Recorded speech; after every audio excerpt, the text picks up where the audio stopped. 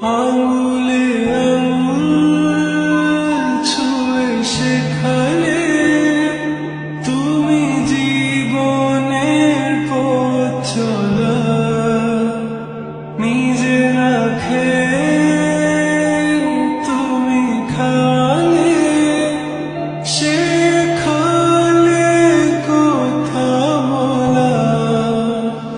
বাবা তুমি আমার যত খুশির কারণ,